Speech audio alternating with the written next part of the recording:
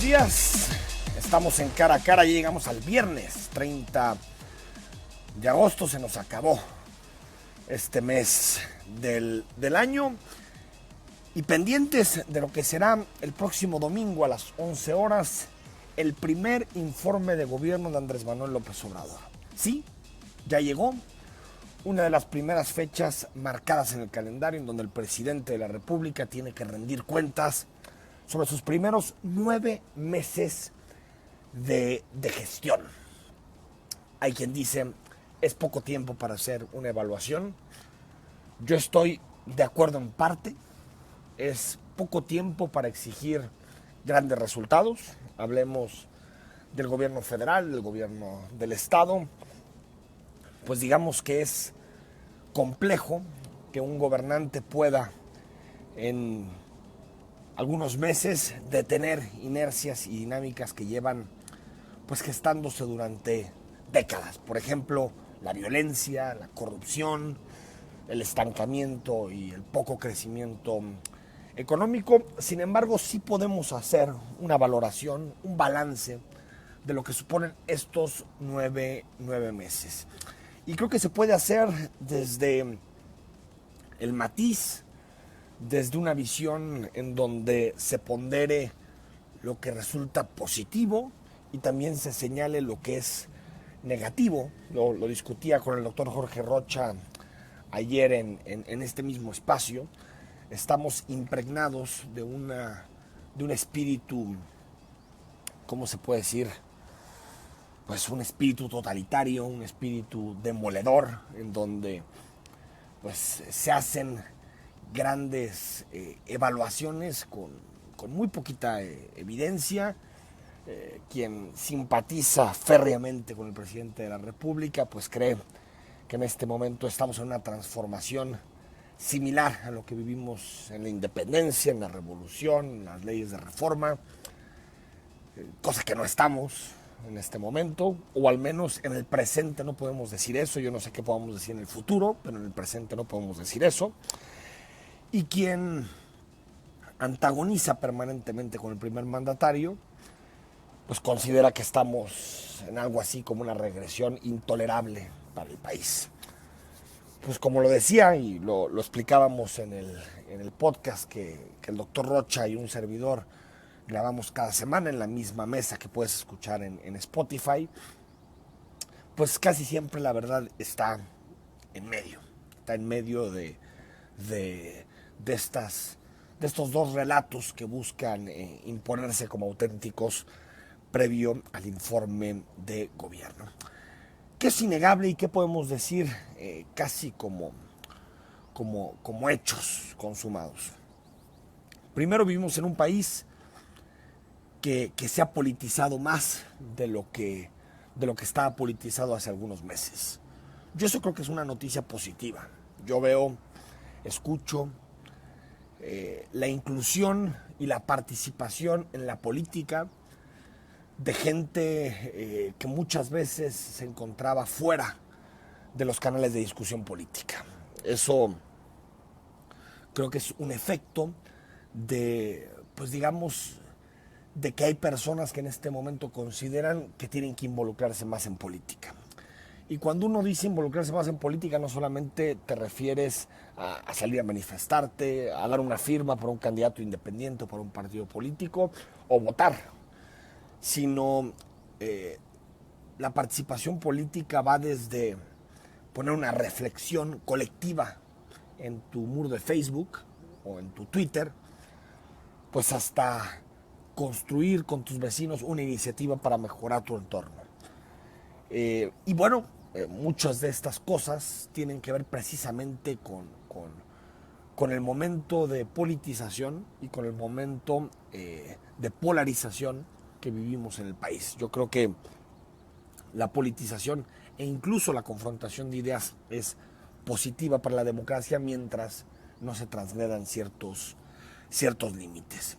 Es innegable que el presidente sigue teniendo altos niveles de popularidad y eso lo dicen encuestas de todo tipo. Hay gente que no cree en las encuestas. Yo siento que no es un asunto de fe, de creencias, sino un asunto de revisar las metodologías, de conocer a las empresas encuestadoras. Y nos vamos a dar cuenta que hay empresas de todo tipo, desde aquellas que le han jurado amor eterno al presidente de la República desde hace tiempo, y que permanentemente han puesto al presidente en niveles altísimos de popularidad, hasta algunas que han sido muy críticas y que casi siempre han sido más moderados en relación a la forma en la que la ciudadanía ve al presidente de la República. Sin embargo, digamos, la aceptación, la aprobación presidencial se mueve en un margen que está entre el 65%, la encuesta que menos aprobación le da, es decir, 2 de cada 3 mexicanos, hasta un máximo de 73%. Es cierto, debajo del pico más alto que tuvo Andrés Manuel López Obrador, febrero-marzo de este año, en donde rozó en muchas encuestas el 80% de aprobación, pero sigue siendo una aceptación de mandato muy, muy alta para un presidente a sus 9 meses. Que también es un hecho, no hay una oposición en este país, no hay una oposición partidista. Puede haber otro tipo de contrapesos sociales, ¿no?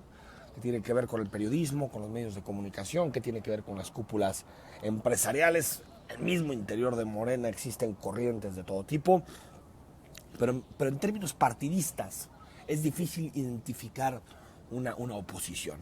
El PAN está destrozado, el PAN tiene digamos, o está atravesando un momento de recomposición, pero con un liderazgo muy débil, un Marco Cortés, pues que ni siquiera puede ser un sparring del presidente de la República, un Felipe Calderón que, si bien es muy activo en redes sociales, pues está teniendo dificultades para conformar su partido político, para convertirse en una alternativa de cara a la elección de 2021.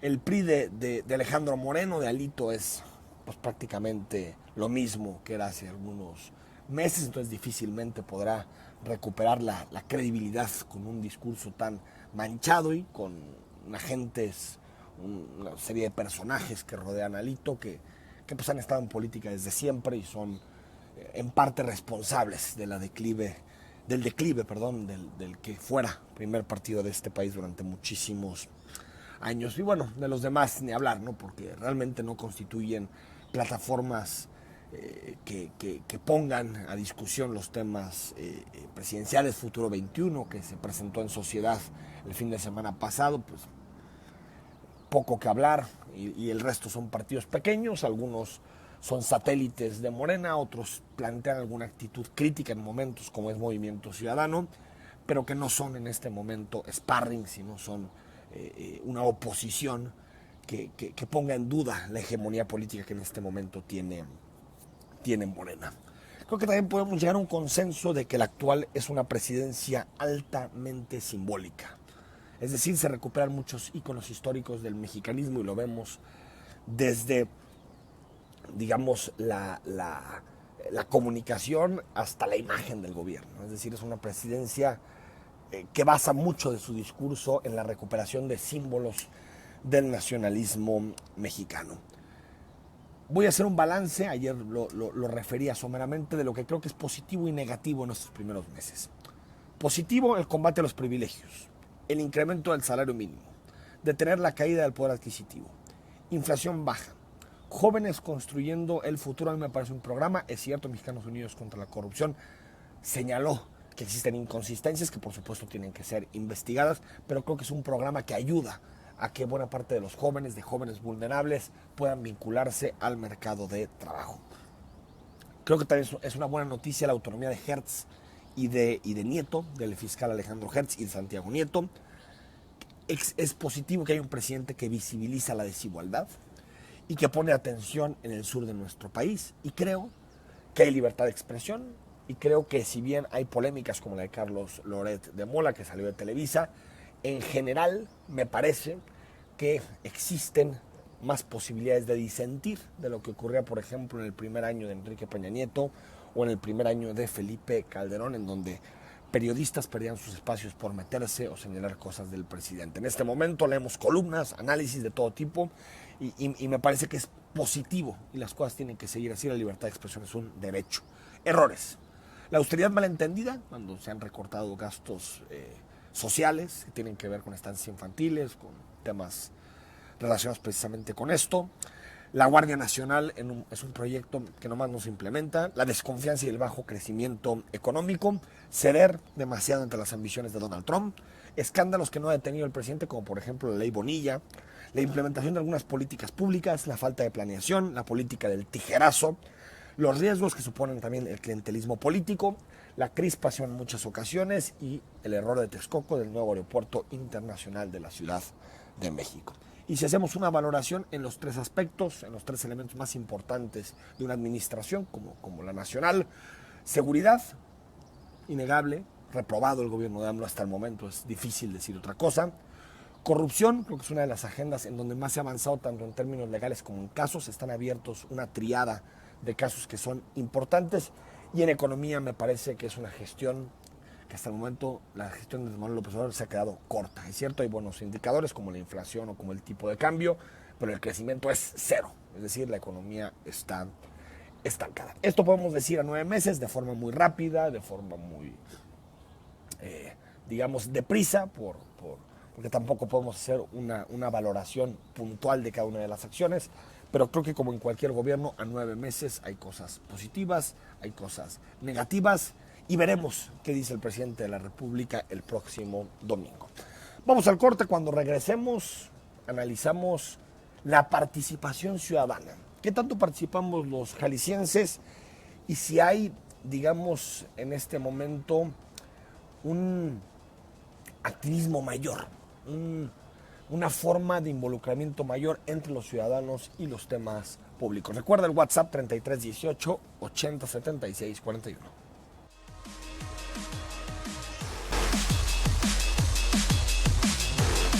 9 de la mañana con 19 minutos. Gracias por estar con nosotros. Te recuerdo que el WhatsApp es 3318 8076 41 para que nos escribas, nos mandes preguntas, comentarios, y una disculpa que estos días hemos tenido poca posibilidad de leer tus mensajes, pero hoy le daremos espacio para poder estar en interacción contigo.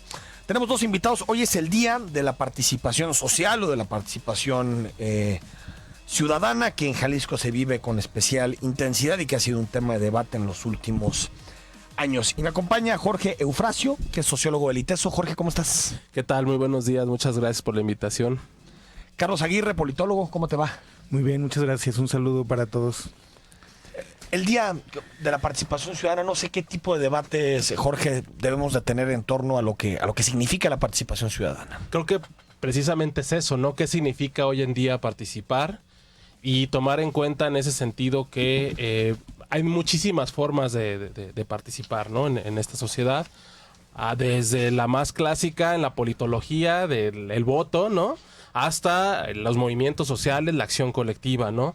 Particularmente en mi caso, pues acompañando a los lesionados del 22 de abril, en la Asociación 22 de abril en Guadalajara, que digamos como asociación civil tiene una perspectiva formal, institucionalizada, ¿no? De participación, de negociación, de trabajo directamente con las distintas instancias gubernamentales en busca de el resarcimiento de los daños causados aquel 22 de abril del 92, pero por otra parte también está la movilización, la acción colectiva, la protesta cuando esto es necesario, ¿no? A ver, entonces, bueno, más allá de que tú acompañes a quien de alguna manera sigue vinculado a esa fecha como damnificados, personas que perdieron todo, que exigen una reparación del Estado, sí, el 22 de abril del 92 es un antes y un después en la participación social en Jalisco, ¿no? Totalmente. Es nuestro 85. Exactamente, decir, ¿no? Es la manera en la que nos lo hemos explicado desde la academia y desde, digamos, la colectividad en Guadalajara, cómo entender el 92 como un cambio radical en la ciudad, ¿no? Nos cambió completamente, como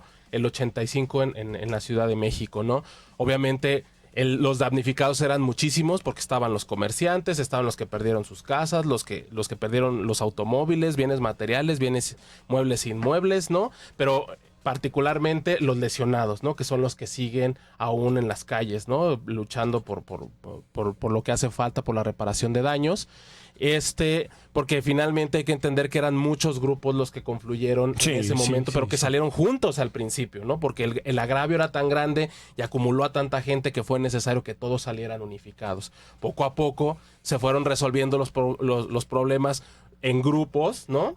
Y finalmente los que quedan al final son los lesionados que no han podido solucionar el asunto, ¿no? Y por eso se han visto en la necesidad de Pero sí la conciencia del tapatío promedio cambió ese día. Totalmente, me queda perfectamente Todos tenemos claro historias del 22 Sí, de abril tenemos recuerdos del 92. Yo tenía 11 años en aquel momento, ¿no? Y esperábamos a mi padre con ansias que llegara porque trabajaba por esa zona, ¿no? Y no sabíamos qué había pasado. Y ese día era Semana Santa, ¿no? era miércoles de Semana de Pascua. De Pascua. Semana de Yo me acuerdo que Pascua. estaba en Chapala, tenía 6 años en ese momento, Ok. pero me acuerdo muy bien de cuando Yo también lo llegó tengo mi padre perfectamente. que venía de Guadalajara a decirnos lo que había pasado. Participación ciudadana, Carlos. Me parece que justo en este día es convocar a una reflexión colectiva y eso es lo que venimos a hacer hoy sobre qué es, para qué sirve, porque muchas veces pensamos que hay como dos vertientes de la participación ciudadana. Una es sustituir al gobierno, ¿no? Hay quienes creen el gobierno no es suficiente, el gobierno ya ni siquiera lo necesitamos, los ciudadanos debemos estar en el centro todo el momento, ¿no? Esa puede ser una vertiente de la que podemos discutir. Otra, que es la que a mí me convence mucho más, es esta de Ernesto Isunza del Ciesas, ¿no? Que la participación ciudadana es el derecho a tener derechos, ¿no? El movimiento 22 de abril, pues eso lo dice en una frase de Lilia Pérez, ¿no? Nos agraviaron, nadie defiende nuestros derechos y nosotros tenemos que hacerlos. Y también del mismo Isunza es el control ciudadano de lo público, es decir, la participación ciudadana nos sirve para controlar al gobierno, no para sustituirlo, no para tomar sus atribuciones, sino para controlarlo. A final de cuentas, en la elección nosotros le entregamos y le delegamos la representación y las facultades. La participación ciudadana en este momento nos debe servir para controlarlo, para vigilarlo, para observarlo. Y en ese sentido me parece que en Jalisco tenemos una trayectoria y una reflexión colectiva histórica desde el 94 y desde las experiencias que pasaron en el sur en los 90 y un poco antes, sobre que la participación ciudadana sí sirve para controlar a los gobiernos, pero no sirve para sustituirlos, no sirve para hacer equipo junto con ellos. Y me parece que fundamentado en esa reflexión es que la nueva ley del sistema de participación ciudadana hace que los mecanismos de participación sean más accesibles para la gente. Y pongo un ejemplo muy claro, y en este asunto pues no hay marcha atrás, porque hacer un derecho, la participación ciudadana, no puedes regresar, ¿no? Para activar un plebiscito en Guadalajara se necesitan 600 firmas. Es decir, es poco, es accesible para la ciudadanía. Eso nos llevaría a un escenario real de control ciudadano. Si la ciudadanía está en desacuerdo con lo que hace el cabildo, puede de manera inmediata con 600 firmas, que eso es activar a tu colonia. En los temas que se pueden hacer. En los temas que se pueden hacer impuestos, plebiscito, no, por ejemplo, el prediales, pero si hay una decisión pública determinada que entra en el marco constitucional, se puede hacer. Exactamente, ¿no? Y eso me parece que es lo relevante de este día, de la nueva ley y de convocar un debate distinto sobre la participación ciudadana, ¿no? Creo que estamos cerca de que en Jalisco tengamos una sociedad donde pueda haber jornadas de participación ciudadana de manera periódica, ¿no? Cada 6 meses, en el sentido de esta accesibilidad de los mecanismos. Por ejemplo, nosotros tenemos, ya está en los medios de comunicación, tenemos una solicitud de plebiscito municipal en Tlaquepaque en contra de la cesión del terreno que hace el cabildo. Para el centro universitario. Para el centro universitario. Eso es un buen tema. O sea, es un buen tema. Y que la sociedad es un terreno público. Exacto. La sociedad defina, ¿no? Entonces, el solicitante dice, yo quiero convocar sobre el terreno, ¿no? No sobre el centro universitario, eso me parece positivo que exista. Quiero convocar sobre el terreno y que la gente debata y que haya un debate público sobre esa decisión. La ley nos obliga, como yo que hoy estoy en el Instituto Electoral, a organizar debates públicos alrededor de las posturas, ¿no? Quién defiende, quién...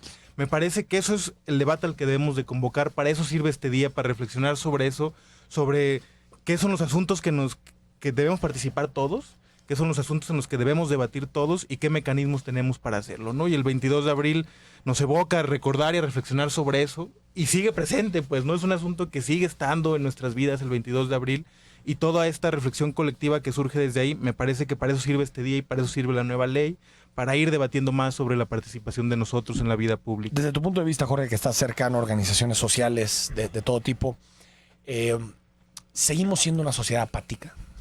Bueno, creo que mucho se ha dicho de eso, ¿no? Pero ¿cómo le decíamos? La perra apatía, ¿no? Que nadie se ofenda, que nadie se ofenda. Pero creo que hay que, precisamente, retomo el comentario inicial de hay que ver las formas de participación, ¿no? Si vemos la diversidad de formas de participación, creo que podemos entender que no es tan apática como creemos, no es tan participativa como quisiéramos, ¿no? Siempre estamos en ese medio. Estamos en No medio de ese de punto, pero la realidad es que si empezamos a ver y a desnaturalizar nuestras formas de entender la participación y vemos cómo sí se está participando, ¿no? En ciertos colectivos, en qué se está levantando la mano, en qué se está publicitando, en qué se está trabajando los grupos de jóvenes, por ejemplo, los grupos de ciclistas, etcétera. Hay un montón de asociaciones que sí están participando, sin embargo, desde otras perspectivas, con otras formas, inventando nuevos mecanismos de participación. Entonces, creo que si también nosotros nos abrimos a tratar de entender ese universo de participación más heterogéneo del que creemos que existe allá afuera, creo que podemos entender que sí hay otras formas de participación que a veces no logramos ver, no logramos captar completamente. Insistiré. Ojalá pudiéramos participar muchísimo más, ¿no? Obviamente. Pero si vemos al Jalisco, a la zona metropolitana de hace una década al de hoy, sí es distinto. Sí, por O supuesto. sea, si hay más participación, si Sí. hay más organizaciones. Creo que tiene que ver mucho con la definición de problemas públicos. Es decir, qué es un problema para mí y qué tiene que ser un problema para todos, ¿no? En ese sentido, por ejemplo, lo que ha crecido respecto a movilidad tiene mucho que ver hoy con cómo se han levantado varias asociaciones. Yo la grupos. siento, sí, pero siento que movilidad ya tenía algunos años de ser, ¿no? Por supuesto. Incluso, bueno, quienes encabezaron esos procesos en este momento toman decisiones en los gobiernos. Exactamente. Sí, son cosas que se venían cultivando, Sí. pero que nacieron siguen en un estando. determinado Sí. sector y luego se volcaron hacia otros. Por ¿no? ejemplo, está la agenda de desaparecidos. Exactamente. Esa también que hay es- un, digamos, no estructurado, hay algunas organizaciones, por supuesto que las conocemos muy bien, pero sí es, digamos, como un movimiento social, yo creo, ¿no? Yo diría que sí, Sí. y es, o por lo menos, digamos, porque hay una discusión entre si los movimientos sociales todos son acción colectiva o si toda la acción colectiva es movimiento social, ¿no? Entonces, desde esa perspectiva, acción colectiva sí hay en esto, ¿no? Más bien lo que yo decía, y lo decía el miércoles en un foro que estuvimos invitados por el IEPC por la noche, decía, el asunto es cuando logramos, para participar precisamente, que los agravios de los otros sean nuestros agravios, ¿no?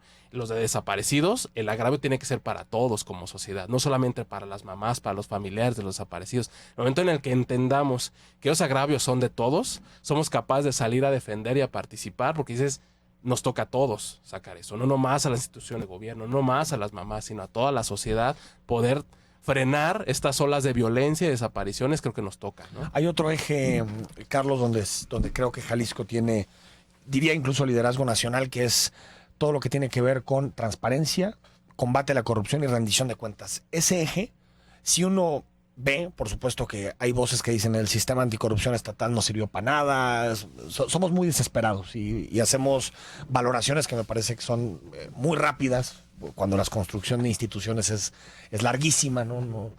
Pero creo que si nosotros comparamos nuestros sistemas de corrupción, nuestro fiscal que tenemos, el auditor, con otros estados, sí creo que en Jalisco ha habido avances en esta materia. Tal vez no los que decíamos, pero sí ha habido avances, ¿no?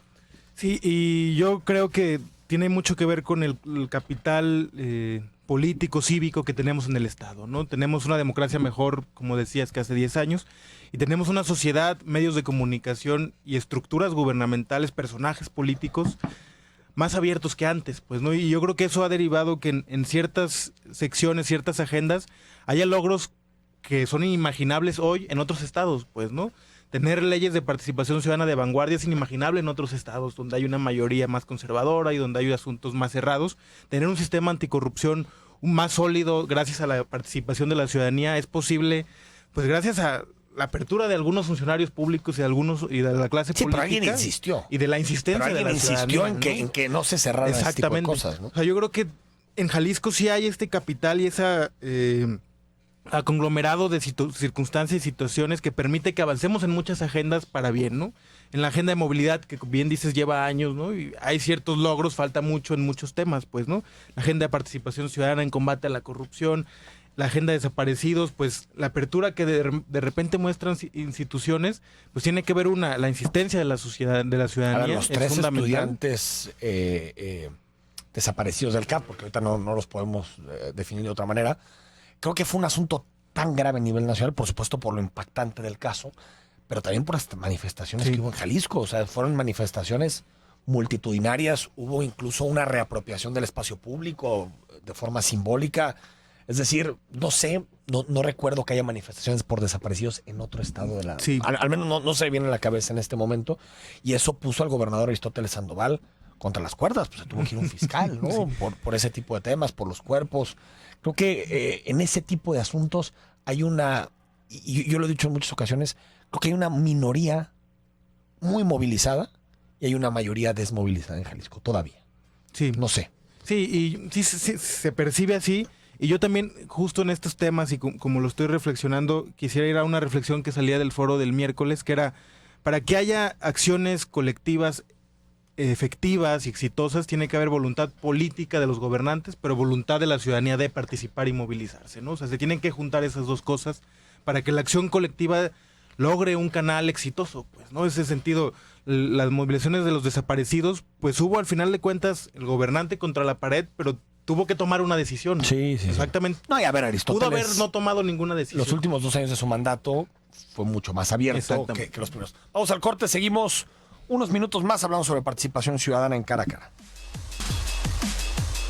Estamos de regreso en Cara a Cara platicando con Carlos Aguirre, politólogo, con Jorge Eufrasio, sociólogo del ITESO, sobre participación ciudadana, y nos quedamos con esta idea que colocaba sobre la mesa Carlos, que tiene que ver, uno, con, pues digamos, un tejido de organizaciones, un tejido de movimientos sociales que de alguna forma colocan asuntos sobre la agenda, pero también que los gobiernos estén dispuestos, Jorge, a pues asumir ciertas responsabilidades y darle, digamos, atención, generar conductos con la participación ciudadana, ¿no? Sí, justo lo decía yo el miércoles en mi participación en ese foro del convocado por el IEPC, que finalmente hay que saber cómo definir o separar lo que es la responsabilidad causal de la responsabilidad política de un hecho, ¿no? Es decir, por ejemplo, en el 22 de abril, ¿qué causó las explosiones? Gasolina, negligencia, corrupción, etcétera. ¿Qué causó? ¿No? ¿Cuál fue el elemento que hizo que explotara aquello, no? Pero la otra cosa es la responsabilidad política. Es decir, ¿quién tiene la responsabilidad de solucionar los problemas, ¿no? Y ahí era el Estado mexicano, que las sobre eso hay instituciones. una disertación muy interesante del ministro Saldívar, que al final no obtuvo la mayoría en la Corte, sobre la responsabilidad del Estado mexicano en el caso de la guardería. Exactamente. Y eso es responsabilidad política. Entonces, no solamente es una cuestión de voluntad. A esa voluntad yo la transformaría en el discurso como una aceptación de la responsabilidad política de las instituciones del Estado, ¿no? Para las problemáticas de esta sociedad. Entonces, lo que la población tiene que entender, todos tenemos que entender, es que la responsabilidad política es de todos, pero que hay que presionar para que esa responsabilidad que le corresponde al Estado mexicano se cumpla. Es decir, no me está importando si tú lo causaste o no. El asunto es que tú eres el responsable político de ayudarnos a solucionar estos problemas, ¿no? Claro que eso es lo que yo creo. Causa y responsabilidad. Exactamente. No sé cómo va este asunto, Carlos. Sí, me parece muy interesante, y justo ligando dos reflexiones que hace Jorge, pues los gobernantes tienen la responsabilidad de atender a la ciudadanía, ¿no? Al final, en un Estado democrático, eso tendría que ser lo ideal. Y antes de entrar a micrófonos, platicábamos justo de una manifestación que tuvo el colectivo 22 de abril, donde se encadenaron a un kiosco enfrente del Palacio Nacional al final del sexenio pasado. Pues, ¿por qué llegar a esos momentos, no? O sea, ¿por qué? La reflexión que me surge es por qué las instituciones permiten que se llegue a esas circunstancias y luego ceder y firmar un acuerdo. Pero otra es, la participación ciudadana está para eso, pues, ¿no? O sea, y en ese Estado democrático se nos permite hacer esas cosas, ¿no? Se nos permite manifestarnos, se nos permite ir, se nos permite exigir, se nos permite estar ahí. Creo que esa es la sana convivencia de la participación ciudadana, ¿no? No habría por qué llegar a esos extremos, la política tendría que ser ese canal, pero tenemos la opción de hacerlo, y hay otros lugares donde no hay. Pues, siempre, ¿no?, que hay omisiones de parte de la autoridad, pues creo que el debate tendría que estar no tanto en el extremo, si te encadenas o no, sino en la deficiencia de parte de los gobernantes. Muchas veces se pone más atención en las manifestaciones a todo lo que hay en torno a la manifestación que a la demanda en sí, ¿no? Ahora, Carlos, tú decías algo iniciando que tiene que ver con la definición de participación ciudadana, no sustituir al gobierno. Hay, digamos que de poquito en poquito se han ido abriendo instituciones en Jalisco. La mayoría ya tienen algunos procesos de ratificación ciudadana, algunos tienen que ver con pues, la integración del comité de participación a distintos procesos para designar funcionarios públicos. Otros tienen que ver, por ejemplo, con la forma de comprar del gobierno, donde hay universidades, donde hay empresarios también incluidos. Y muchos políticos lo aceptan en lo público, en la declaración, pero después en corto te dicen, "Ay", ¿no? O sea, ¿por qué si nosotros ganamos las elecciones, son ellos los que al final llevan la voz cantante? Pues que hagan un partido y se presenten en las elecciones, ¿no? A ver, ¿cómo hacer esto? Porque sí hay una tensión. Hay alguien que apela, y creo que de forma clara, a la legitimidad democrática que tiene para tomar una decisión de determinado tipo, pero también lo que decías, el control ciudadano de las decisiones de gobierno. ¿Cómo armar ese rompecabezas? Sí, me parece que es complicado y muchos filósofos lo han intentado explicar. Yo ahí me gusta mucho lo que escribe Rosén Balón de la desconfianza, ¿no? Tenemos que ser una ciudadanía desconfiada de todos, ¿no? Y como desconfiamos de todo, y porque si confiáramos de todo no necesitaríamos participar, ¿no? Pues confío en ti ciegamente y tú decides lo que quieras decidir. Como desconfiamos, somos una sociedad desconfiada, participamos, vigilamos y activamos. No porque te diga que me vas a traicionar, sino porque desconfío plenamente, pues, ¿no? Desconfío porque la desconfianza es natural e inherente a la ciudadanía. Bueno, el sistema electoral está hecho de desconfianza. Exactamente, ¿no? Eso es, desconfío y estoy ahí. Oye, pero votaste por mí, sí, pero sigo desconfiando y quiero estar aquí. Creo que eras la mejor opción, pero... Y también, como todo en la vida, pues, ¿no? la reducción del margen de discrecionalidad, pues, genera efectos más positivos, ¿no? Entre más ojos haya sobre algo, ¿no? Es mucho más, digamos, o puede haber mejores resultados. En ese mismo sentido, Jorge, tenemos que ir a una segunda ola de debate sobre participación porque, por ejemplo, estos comités de adquisiciones, pues se hizo, o bueno, la idea que hay detrás de esto es, pues es que ojos ciudadanos para evitar que haya corrupción. Y pues vemos que no. O sea, ¿crees que, incluso lo ha dicho el presidente de la República, yo no confío en eso de la sociedad civil, FIFI, no me parece que sea... ¿Estamos como en un momento de redefinición de la participación ciudadana?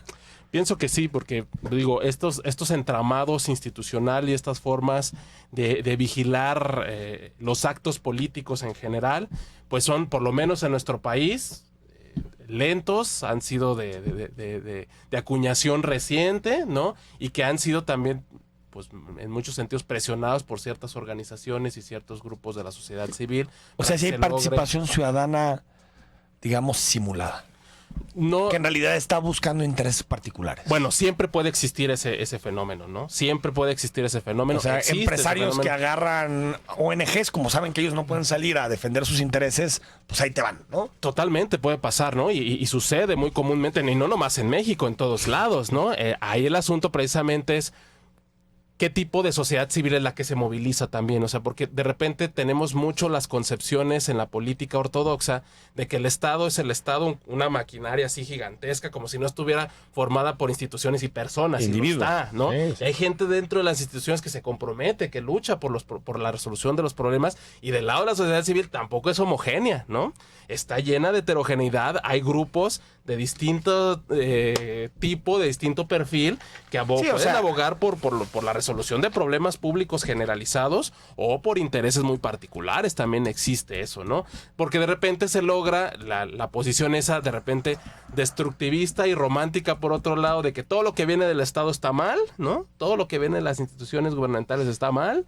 Y todo lo que viene de la ciudadanía está bien, porque la ciudadanía lo parte como romántica, esa visión, ¿no?, dicotómica, yo creo que ya está... Y que la tenemos que rebasar, ¿no? Tenemos que rebasar para poder hacer un foco mucho más preciso y, por lo tanto, llegar a mejores definiciones de problemas públicos. O sea, que sí nos atañe a todos. Cuando ¿no? el presidente habla de la sociedad civil, FIFI, todo, mete a todos. O sea, desde y está mal, organizaciones como la tuya, o la que tú acompañas, más bien, Jorge, que vienen de reivindicaciones históricas en Jalisco, hasta el IMCO.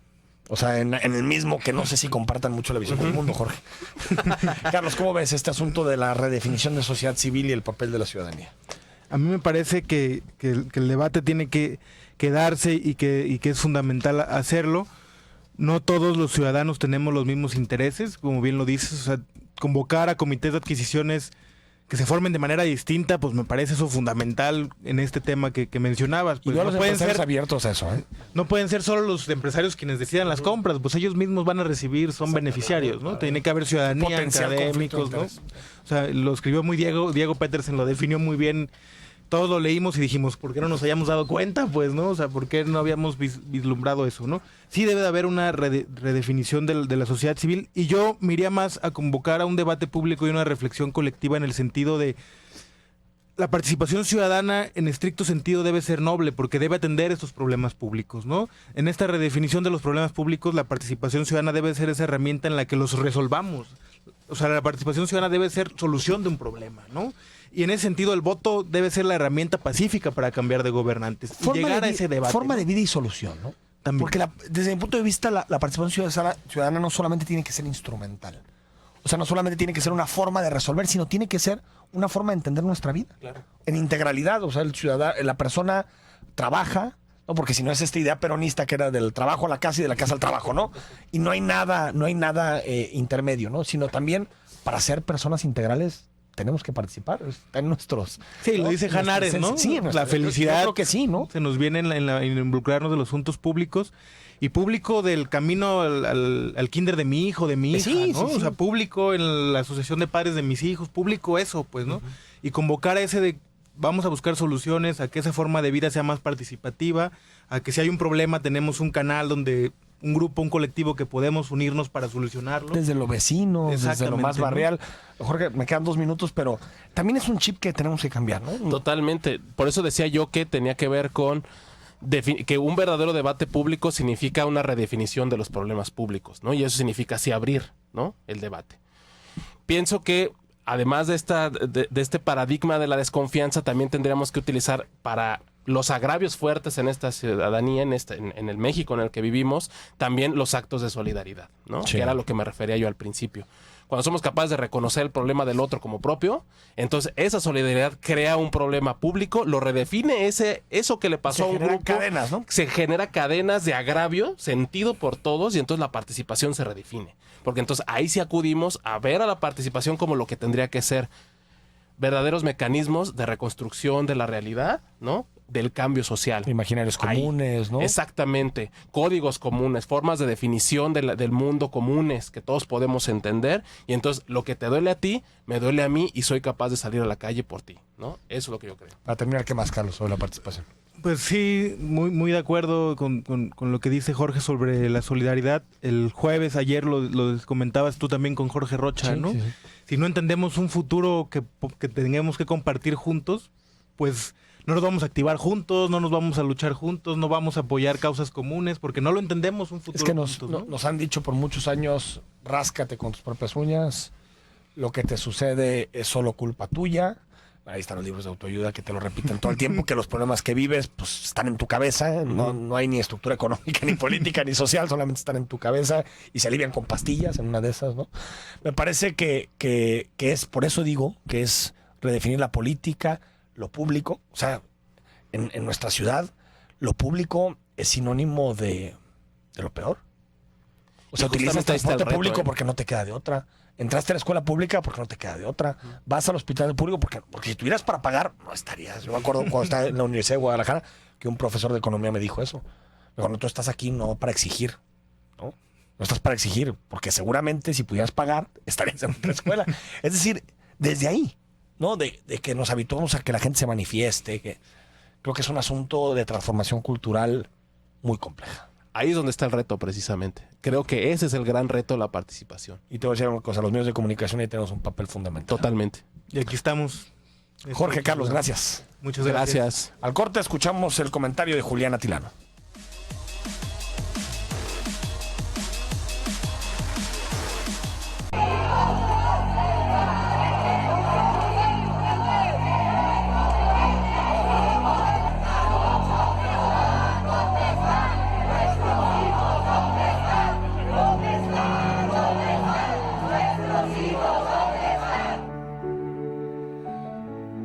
¿Dónde están? Es la pregunta que se hacen las madres, padres, hermanos, hijos y amigos de los más de 40,000 desaparecidos que hay en México, según la Comisión Nacional de Búsqueda, cifra que se elevará una vez que las fiscalías estatales actualicen la información solicitada por la Secretaría de Gobernación.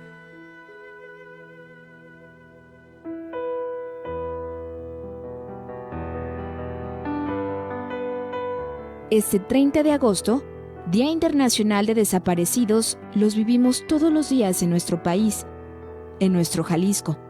Y es que tan solo aquí en la entidad desaparecen 14 personas todos los días, aseguró Ana Carolina Chimiak, integrante del Centro de Justicia para la Paz y el Desarrollo. Solamente durante los primeros 5 meses de este año se han reportado como desaparecidas a 2.175 personas, de las cuales siguen desaparecidas 1.404 de ellas. Eso significa que durante el año 2019 en Jalisco han desaparecido aproximadamente 14 personas al día y no se ha podido encontrar a 65% de ellas. Nuestros desaparecidos y desaparecidas no son una cifra, son personas que están siendo esperadas para festejar un cumpleaños, una graduación, celebrar una Navidad. Están siendo esperadas por personas que los están buscando, porque para sus familias, el esperar 72 horas para declarar oficialmente su ausencia no basta.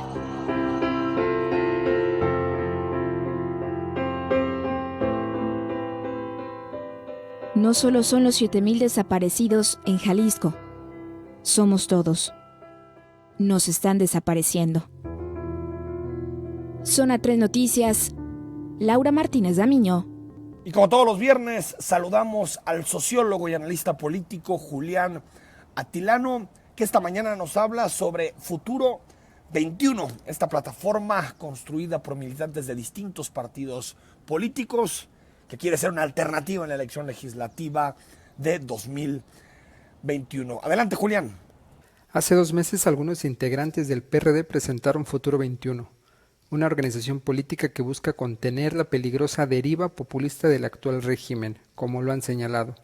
Posteriormente, el sábado pasado, Futuro 21 organizó su primera Asamblea Nacional, en donde participaron personajes como Gabriel Cuadri, José Narro, Jesús Ortega, Fernando Belaunzarán, Miguel Ángel Mancera, Jesús Zambrano, Rafael Acosta, Rubén Aguilar y Purificación Carpinteiro.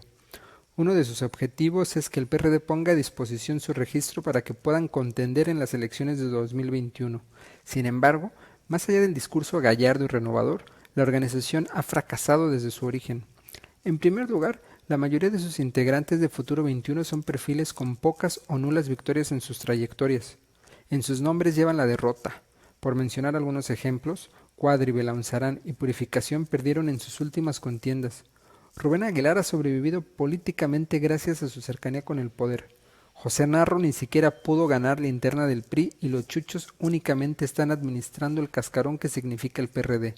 Como se dice en la jerga política, son cartuchos quemados.